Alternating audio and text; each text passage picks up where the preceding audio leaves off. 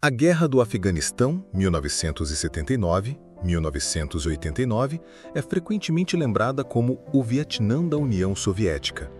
Para muitos analistas, ela marcou o início do desgaste definitivo do poder soviético, precipitando a crise que culminaria com o colapso da URSS em 1991.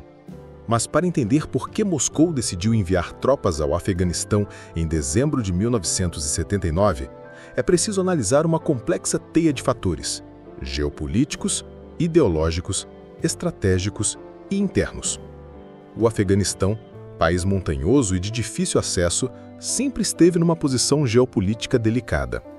Localizado entre a União Soviética, o Irã, o Paquistão e próximo da Índia e da China, o território afegão fazia parte de uma zona de influência que tanto russos quanto britânicos disputaram no século XIX, no chamado Grande Jogo.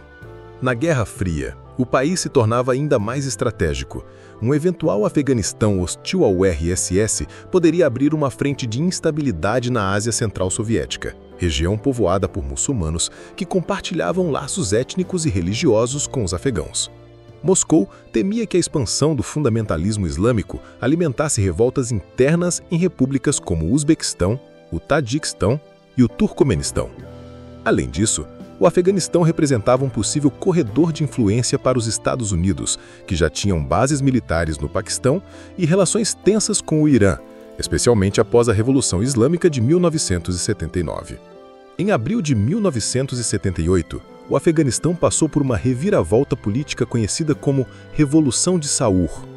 O Partido Democrático Popular do Afeganistão, PDPA, de orientação comunista e dividido em duas facções principais, Khalq, povo, e Parshan, bandeira, derrubou o presidente Mohammad Daoud Khan.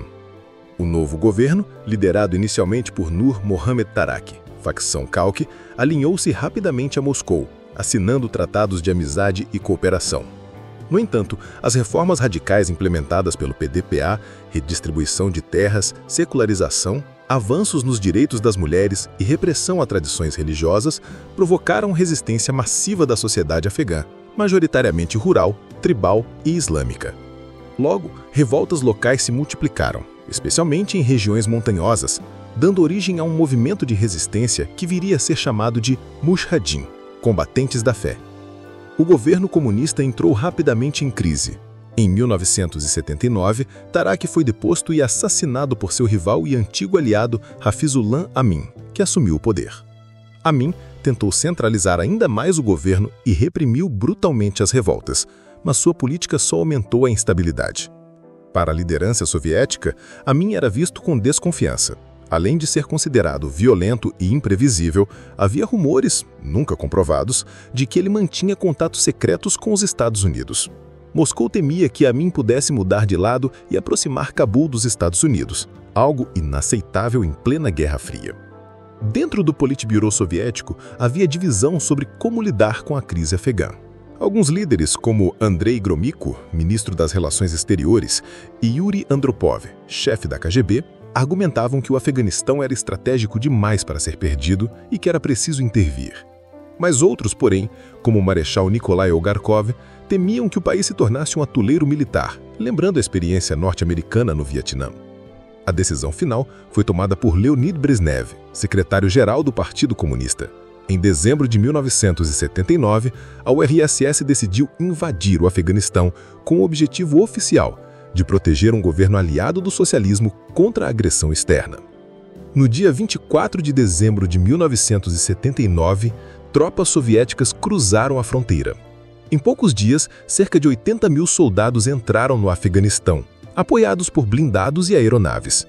Uma das primeiras ações foi a Operação Tormenta 333, conduzida por forças especiais da KGB e do Exército Vermelho, que invadiram o Palácio Presidencial em Cabul e assassinaram Hafizullah Amin. No lugar dele, Moscou colocou Babrak Karmal, da facção Parshan, considerado mais leal e controlável. A propaganda soviética afirmava que a URSS havia atendido a um pedido oficial de ajuda do governo afegão, mas na prática, tratava-se de uma ocupação militar para assegurar a sobrevivência de um regime aliado. Resumindo, os principais motivos que levaram Moscou a invadir o Afeganistão foram a manutenção da esfera de influência evitar que o Afeganistão caísse na órbita americana em plena Guerra Fria, a estabilidade regional, impedir que o islamismo militante contaminasse as repúblicas muçulmanas da Ásia Central Soviética, a crise interna do PDPA, o governo comunista afegão estava em colapso e Moscou acreditava que só a intervenção direta poderia salvá-lo.